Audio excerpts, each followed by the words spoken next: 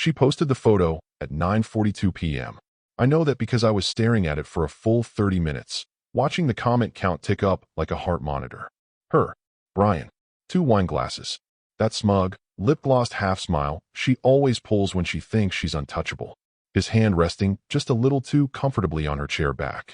Caption: with my real partner this week, wineglass red heart. I didn't comment. I didn't text her. I didn't even blink. I just screenshotted the post, saved it in 3 places, and forwarded it to the last person she ever expected to be involved. Because while she was out there performing her little act for the world, she forgot who she married. She forgot I never threatened twice.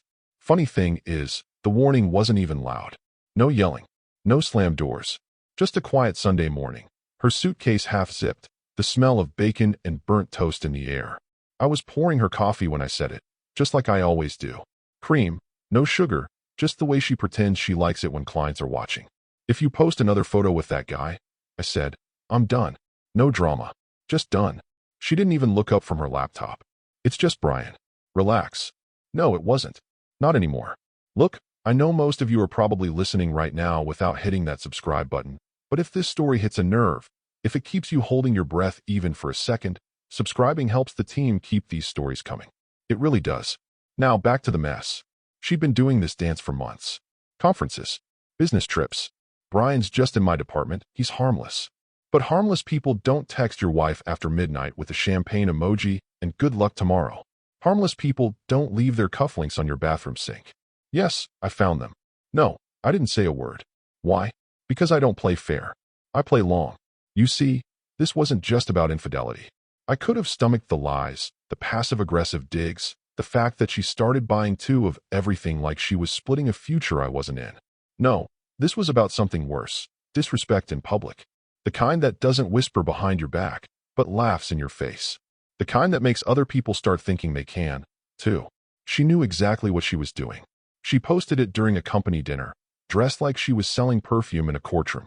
All her coworkers commented heart emojis and slay queen, like they weren't watching a woman detonate her own marriage with a smirk. I didn't block her. I didn't rage. I just waited until the comments quieted down and the clock hit midnight.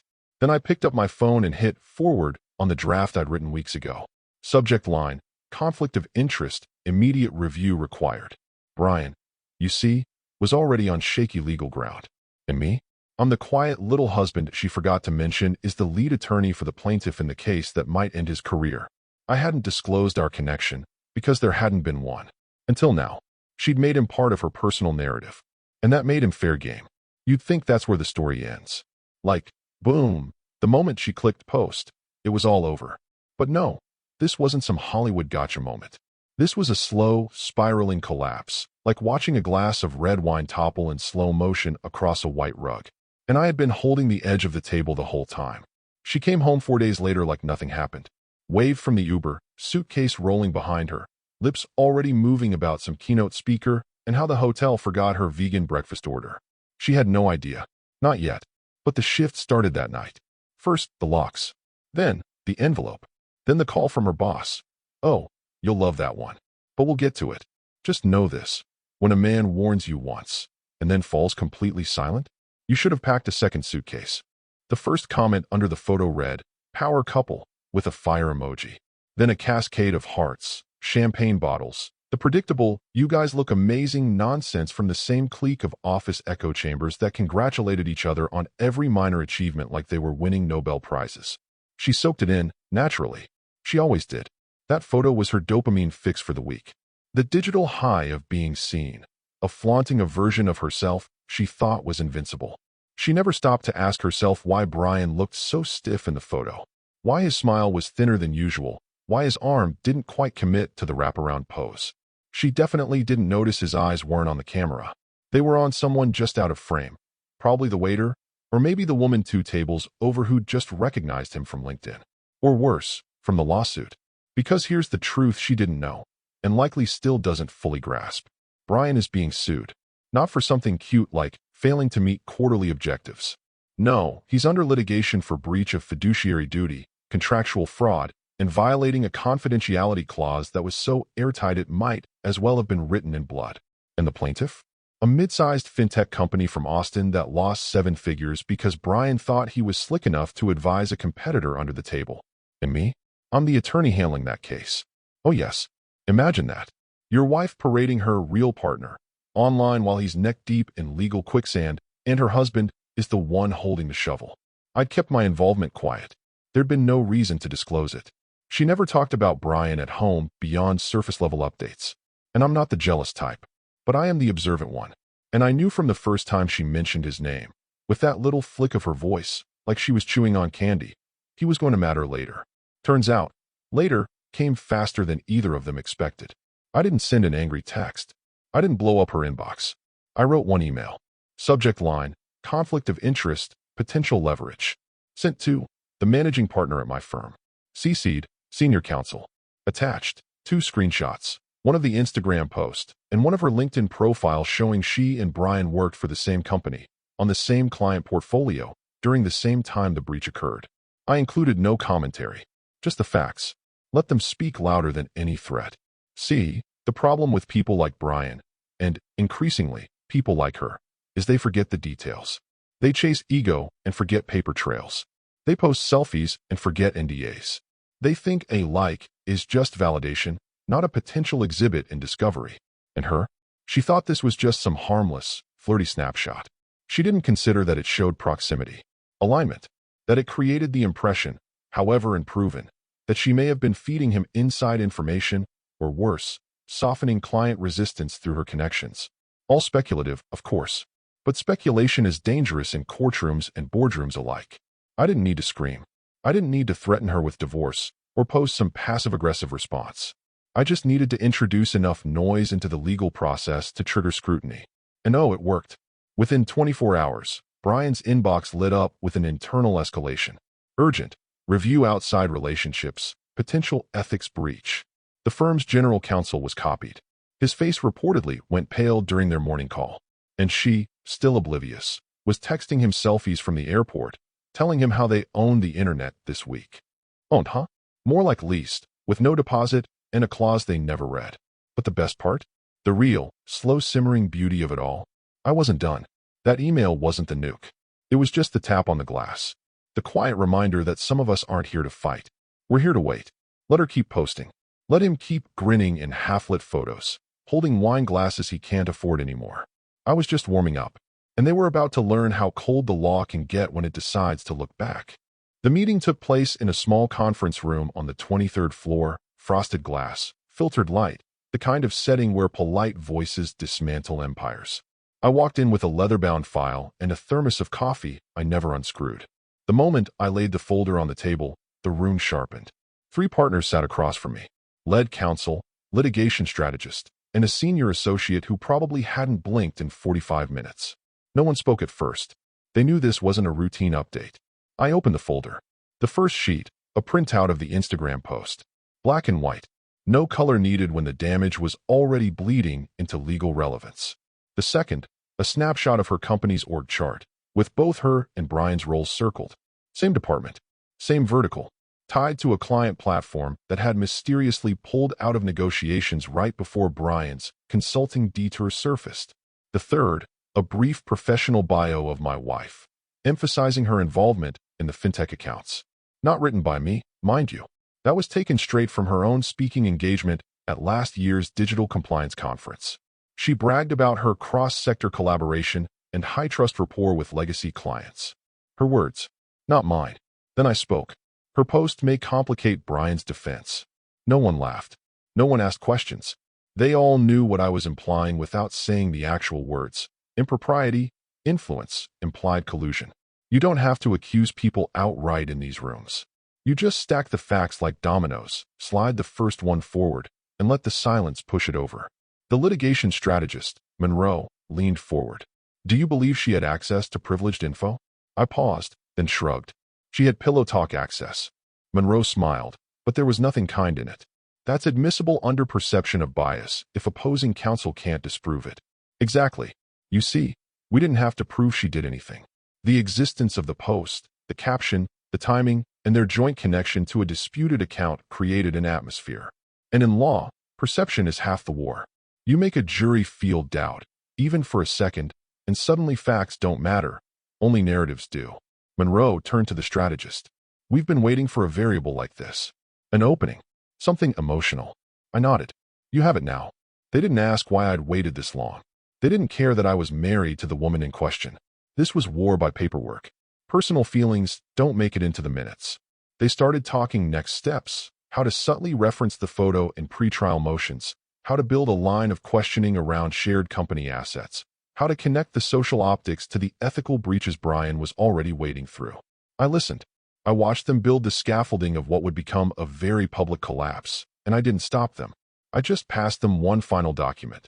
The date of the company retreat where Brian allegedly had access to documents he shouldn't have seen, and a photo from that same trip showing her badge clipped to his lanyard. Let's just say, I murmured, they were close. The room went still again. This is what she never understood. To her, this was a fling, a flirtation, a bit of digital performance to stoke jealousy and admiration. But Brian wasn't just some colleague with good hair and passive-aggressive charm.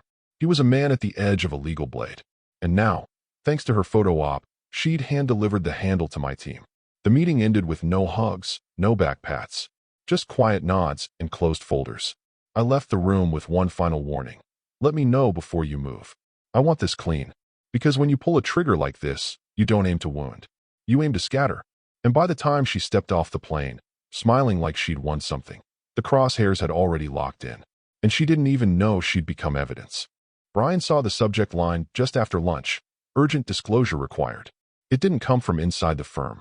No, this one came from an external risk consultancy contracted by their general counsel. A small firm known for forensic ethics audits and, ironically, public perception mitigation. They didn't send friendly reminders or annual surveys. When you heard from them, it meant a fire had already started, and you were either the spark or the fuel. He opened the email 3 times, reread the body twice, and then just stared at the screen like blinking might change the meaning. It didn't. The message was clear. Due to recent developments concerning your publicly visible relationship with an employee tied to active accounts under investigation, we are requesting a full disclosure of the nature and timeline of your personal interactions. This includes any off-site meetings, digital communications, and shared access to confidential systems during the last 12 months. Noncompliance will be escalated to HR and legal. Brian didn't breathe for a full 20 seconds. Then he did what most men like him do when they're smart enough to know they're in trouble, but dumb enough to think they can talk their way out of it. He panicked and texted her. What did you tell your husband? She didn't answer right away, of course. She was boarding a connecting flight, probably mid-latte, blissfully unaware that the caption she posted for attention had just cracked open a formal ethics investigation. By the time she replied, nothing. Relax. It was already too late. Because HR wasn't waiting. The photo had circulated internally, not through gossip, through a flagged alert. Their compliance bot, a lovely piece of AI they bragged about at last year's leadership summit, had picked up on the image through image scraping, facial recognition, and geotagging. It matched Brian's face, her profile, and their firm's account portfolio in under 6 minutes. That post wasn't just embarrassing. It was damning. And it didn't matter that she said, relax. Brian was already knee-deep in an open case with digital fingerprints all over it. His name was on Slack messages. Her initials were buried in metadata from shared presentations. None of it was proof of wrongdoing. Yet, but now that the spotlight had shifted, everything became evidence. Even the way they looked at each other in company photos would be up for dissection. And she was too arrogant to understand how bad it was. Still floating from the thrill of a dozen likes and a few coy DMs, still convinced that if she just told everyone it's not what it looks like, people would take her word over the timeline. But the noose wasn't waiting for an explanation. It was tightening from both ends. Brian's direct supervisor scheduled an emergency call. No agenda, just join now. He spent half the call muttering. It was nothing. We just had dinner. It's not like that. The supervisor didn't argue. He just said, then why are we getting a potential pre-litigation inquiry with your face on it? Meanwhile, at her firm, HR had already opened an internal review. Quietly, her assistant, who used to idolize her, had been asked to provide all calendar logs for the last 6 months. The team lead was pulled into a closed-door meeting, asked if any client-facing documents had been shared outside the comms protocol. Her name came up more than once, because the photo wasn't just unprofessional. It suggested intimacy, familiarity, maybe access. And in the corporate world, perception of collusion is often punished harder than actual misconduct, because it stains everyone. She texted Brian again later that night. They're not actually going to do anything, right? He didn't reply, not because he didn't want to, but because he was already on a call with his own legal defense advisor, someone he'd paid out of pocket, trying to figure out how many documents she might have seen while sitting beside him, smiling into a wine glass, thinking none of this would ever matter. But it did, because every moment, every word, every shared Google Doc or forwarded calendar invite, they were all being re-examined now. And the kicker? None of this came from an accusation. It started with a caption, a forward grenade, lobbed into a digital world that never forgets, with my real partner. Now, she was about to find out what happens when the court of public image turns into actual court. And Brian? He was already sinking and grabbing for anything to keep from going under. Even her. She got home Thursday evening, wheels of her carry-on echoing down the front walkway like a slow drum roll. Her makeup was smudged from a layover nap, her blouse creased, but she wore that same breezy, post-conference glow, like she'd just stepped off a stage and into another chapter of self-congratulation. Then the key didn't work. She jiggled the handle once, then again. Nothing. She stared at the door, her brow wrinkling, not out of panic, but mild inconvenience, like a vending machine had eaten her dollar. She knocked once, more out of pride than necessity. The door opened within seconds. He was standing there, casual shirt, sleeves rolled, holding a glass of water like nothing had changed.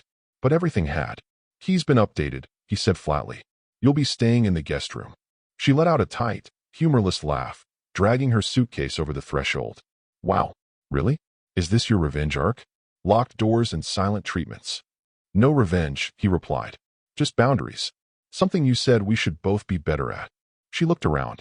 The house felt colder, cleaner, as if someone had already started deleting her. She walked down the hallway to the guest room. Bare walls, unfamiliar sheets. On the bed, a thick envelope with her name in typed letters. Neat. Professional. Ironic. She opened it with a scoff, assuming it was some petty statement. Inside, a copy of their prenuptial agreement, printed on firm legal paper, the kind that feels like it should be stamped in wax. Her signature on the bottom corner, clear as day. She remembered signing it years ago, the week before the wedding, after a long, wine-fueled, we trust each other conversation. But there was something else. A highlighted clause, yellow ink, precise box drawn around it.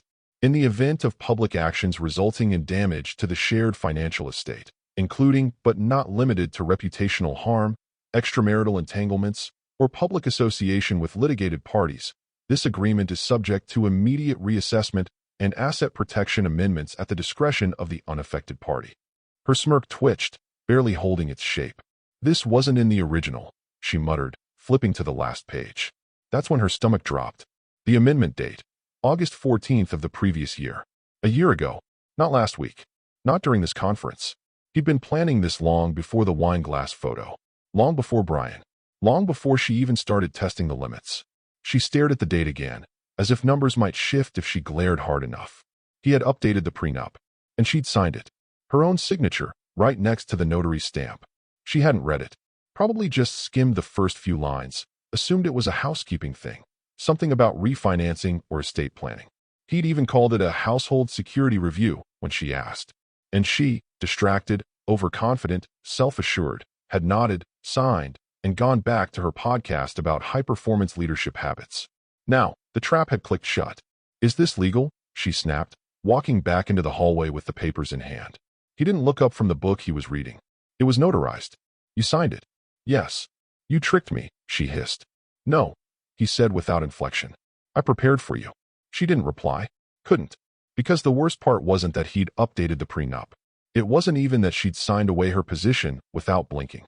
The worst part was realizing just how early he'd stopped trusting her. A year ago, maybe earlier. How many dinners had they sat through while he was already drafting contingencies? How many weekend getaways had she treated like Instagram content while he quietly moved assets, rewrote clauses, and checked her ego against legal precedent?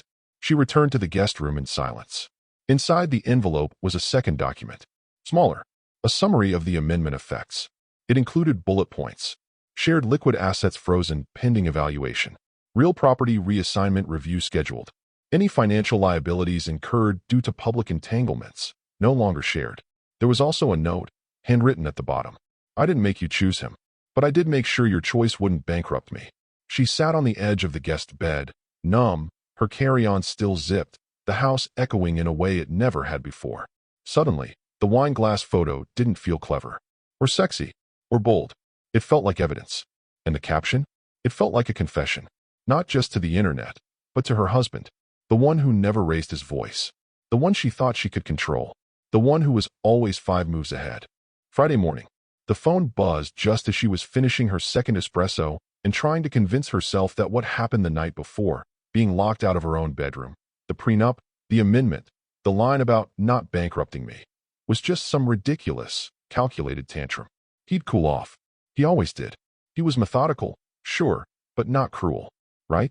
She picked up the call without even checking the screen. Hey, I'm just about to. Don't talk. Just listen. It was her boss. Her real boss.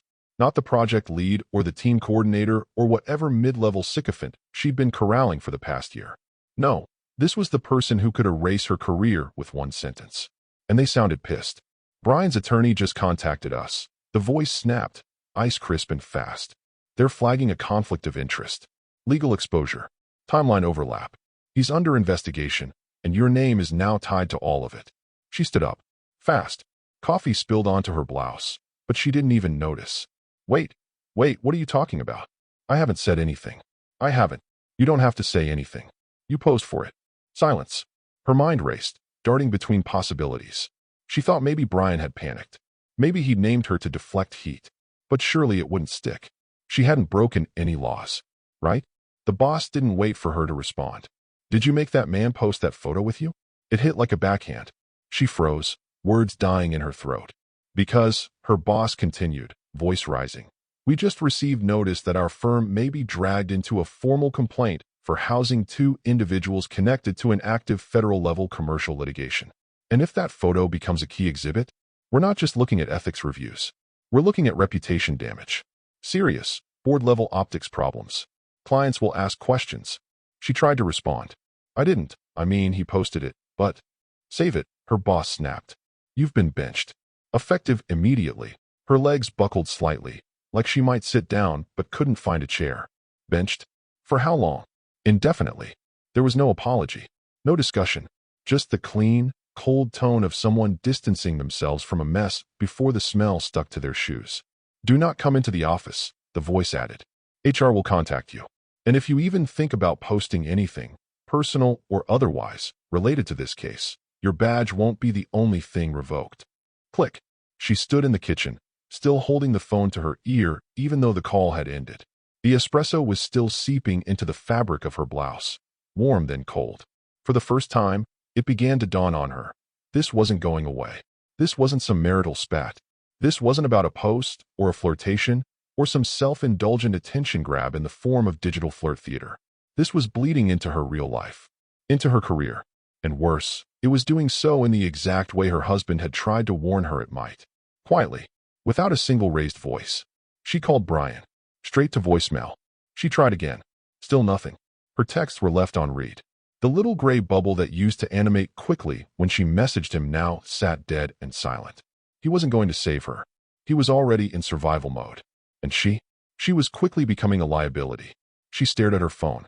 At the last message her husband had sent her, 3 weeks ago. Just a grocery list. She hadn't realized until now how empty her phone had gotten. No more group texts from coworkers. No memes from her assistant. Her inbox was flooded, but not with plans. With warnings. Flags. Silence from people who usually replied in seconds. She walked to the guest bedroom. The envelope from last night was still on the nightstand. She opened it again, even though she knew every word now. Just to hold it. To remind herself that this wasn't a dream. And tucked behind the legal pages she hadn't noticed before was a small, handwritten card. Just 2 lines. You turned a moment into a spectacle. I turned a spectacle into a strategy. No signature. No flourish. Just brutal truth. She was losing everything, one phone call at a time. And no one, not Brian, not her boss, not her reflection in the mirror, was going to stop what came next. The email came in mid-afternoon. Subject line simple and bloodless. Client request. Representation adjustment. She opened it expecting a reassign. Maybe someone stepping back temporarily while HR sorted through the noise. But the name at the top stopped her cold. Greystone Financial, one of the firm's oldest, steadiest clients. The kind that doesn't flinch, doesn't complain, doesn't even call unless the building is burning. They'd been with her company for over a decade. She'd worked their account personally for the last 3 years. Dinners, handshakes, late-night calls across time zones. Even flew to Chicago once to deliver a pitch in a snowstorm. She'd built rapport, trust, loyalty, and now they wanted her off the account. Permanently. The message was brief, as if less language made the request easier to digest. Due to recent developments and optics surrounding ongoing litigation associated with Brian M. _________, and the emergence of public-facing content implying intimate association with one of our key consultants during an active legal dispute, Greystone is requesting an immediate and permanent change in client representation. We cannot risk reputational spillover. Reputational spillover. Like she was radioactive. Her first instinct was denial. She reached for her phone, started typing a response to her boss, then stopped. What would she say? That it was unfair? That the photo didn't prove anything? That the caption was a joke? That Brian hadn't even liked it publicly? None of that mattered anymore, because the fallout had jumped the walls. The legal blog post hit later that evening. One of those sharp, cynical pieces that starts slow and ends in a scalpel. Niche readership, but dangerously influential. It was titled, "When Intimacy Meets Litigation, The Ethics of Undisclosed Relationships in High-Stakes Cases." She was in the banner image. Not her name. Her face. The same wine glass photo. Cropped tighter this time.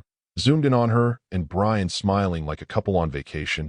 Caption preserved at the bottom like a cigarette warning label. "With my real partner this week." The article shredded them. It didn't accuse directly, but that made it worse. It implied, repeatedly, asked leading questions in the court of public opinion. Can a firm protect client interests while housing private entanglements with opposing parties? What duty does HR have to screen for silent liabilities when photos go public? What happens when harmless becomes weaponized discovery? It named her firm, quoted sections of Brian's pending litigation, used her image to color everything. Not as a person, as a symbol. By 9 p.m., it had been reposted by 2 compliance newsletters and an accountancy ethics group with a combined audience in the tens of thousands. And in the comment section, a familiar name. One of her own former colleagues had written, "Used to work with her." Not surprised. She wanted to throw her phone. Instead, she refreshed it. Again and again. There it was, another email. Another client reassessing exposure. Not as sharp as Greystone, but colder in its vagueness. That chill in corporate speak when someone's already pulled the trigger, but they'll keep smiling until the paperwork clears. She opened her LinkedIn. Big mistake.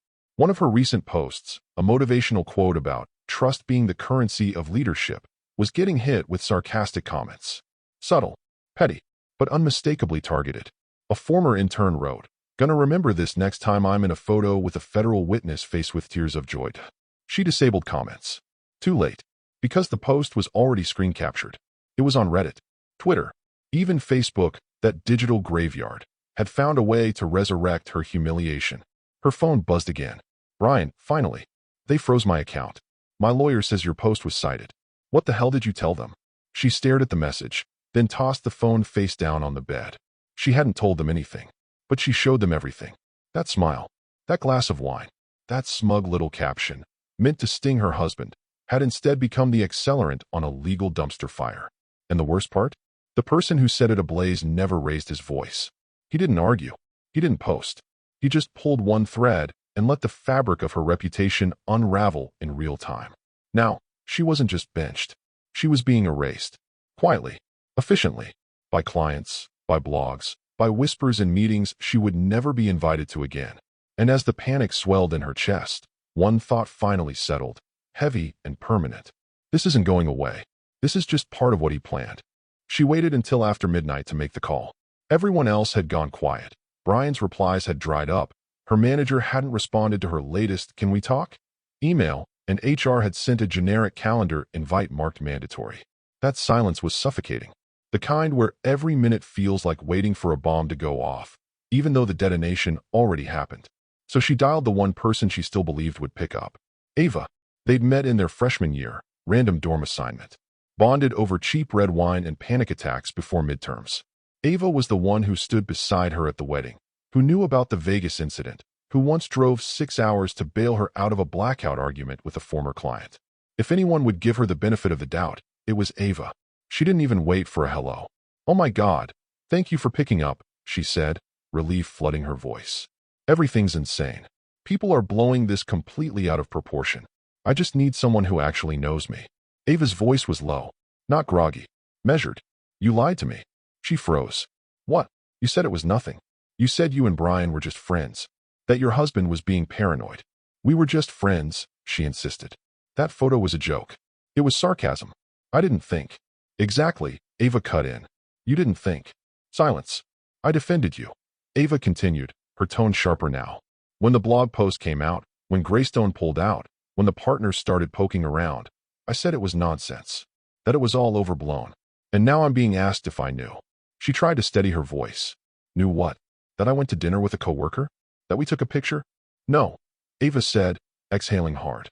"That you were sleeping with a man involved in an open case tied to your husband's firm.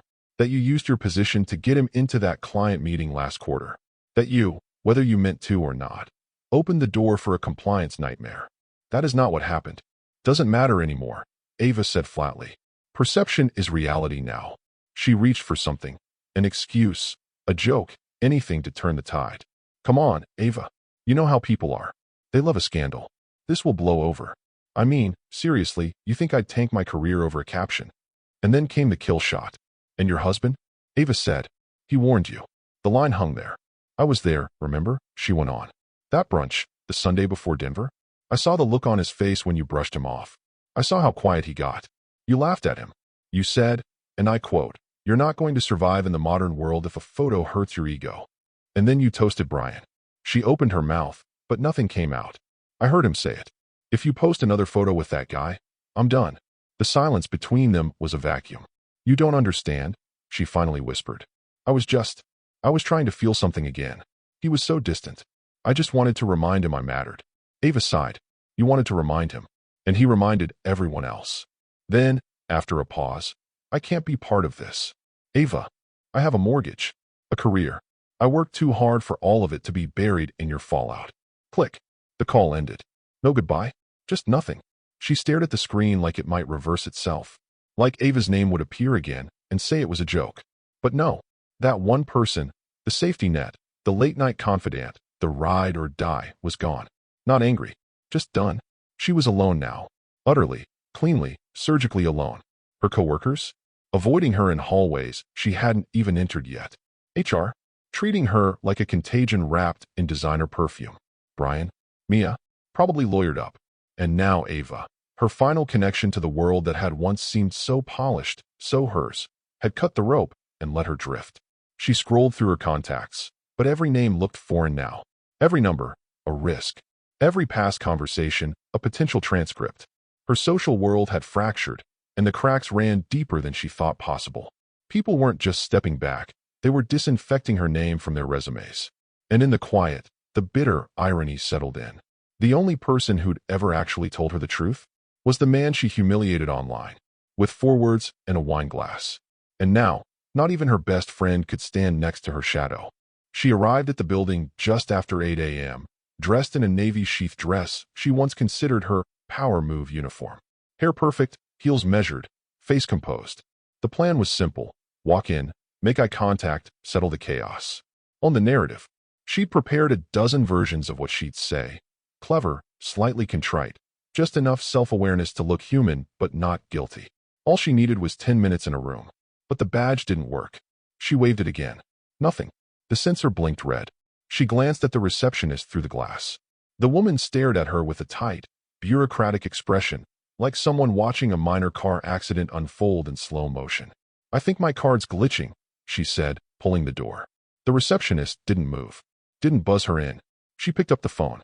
A minute later, 2 security guards approached. Not aggressive, but definitive. That silent choreography people use when they've done this before. "Ma'am, we'll need you to step to the side and wait," one said, gesturing toward the lobby bench. His tone was firm, emotionless. Not disrespectful, but final. She felt the eyes. From the security desk. From the intern by the elevators. Even from the guy mopping the tile who paused just a second too long before turning back to his bucket. She sat and waited. 10 minutes passed. Then 15. The hum of the lobby felt louder than usual. Phones, footsteps, quiet conversations. None of it included her anymore. Finally, HR appeared. Not her usual liaison. This was someone new, VP level, in a gray suit with a leather folder tucked under her arm. No handshake. No pleasantries. Just the folder, handed directly into her lap. Effective immediately, the woman said. She opened the folder. Inside was a sealed envelope. On the front, printed in bold block letters. By direction of General Counsel. She peeled it open. Her eyes skipped straight to the key phrases, trained instinct from years of reading contracts. Termination of employment. Reputational risk to client relationships. Violation of internal ethics standards. Documented conflict of interest during ongoing litigation. And at the bottom, under the formal signature block, his name. General Counsel, Matthew K. Her husband's full name. She blinked. No, that couldn't be right. Her brain refused to compute it. The man she had joked about being soft-spoken to colleagues. The one she'd once dismissed as not ambitious enough for her circle. The one she publicly humiliated without so much as a flinch from him. He hadn't yelled. He hadn't fought. He'd authored her removal. Is this a mistake? She asked, her voice cracking. There wasn't even a meeting. No formal review. This is already been signed off by executive leadership, the HR rep said. It's unanimous. But it's his name, she whispered. He's the firm's general counsel. The woman cut in, politely but firmly. And this came through channels. You'll be escorted to collect personal items. IT has already disabled access. Severance terms are enclosed. She looked back at the page. Cold, mechanical language. No space for negotiation.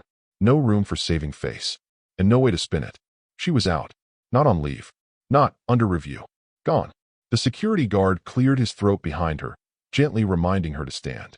Her heels clicked against the tile louder than before as she followed them past reception. Past the same interns who used to ask for her advice. Past the hallway where her name used to be etched on the doorplate. Past the glass walls of the conference room where she'd once pitched seven-figure deals and accepted applause like confetti. Now, they didn't even look up. Her desk drawer had already been cleared into a banker's box.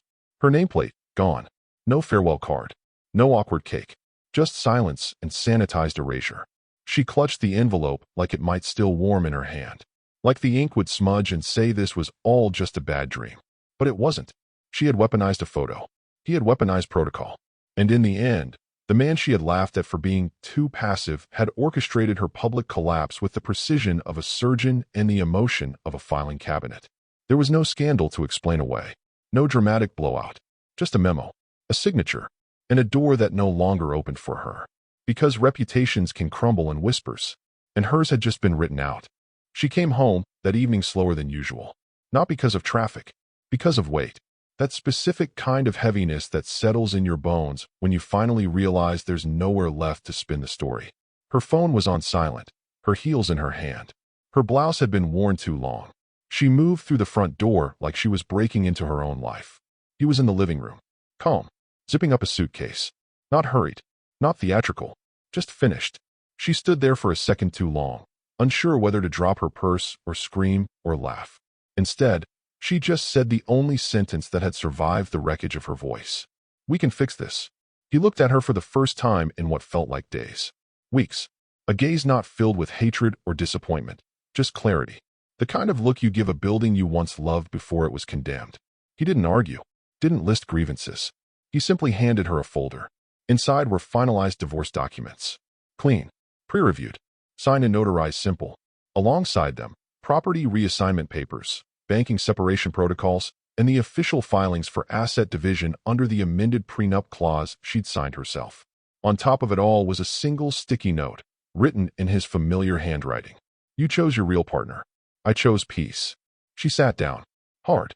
Like her legs gave up before her heart did. He rolled the suitcase toward the door. No second suitcase. No duffel bag of anger.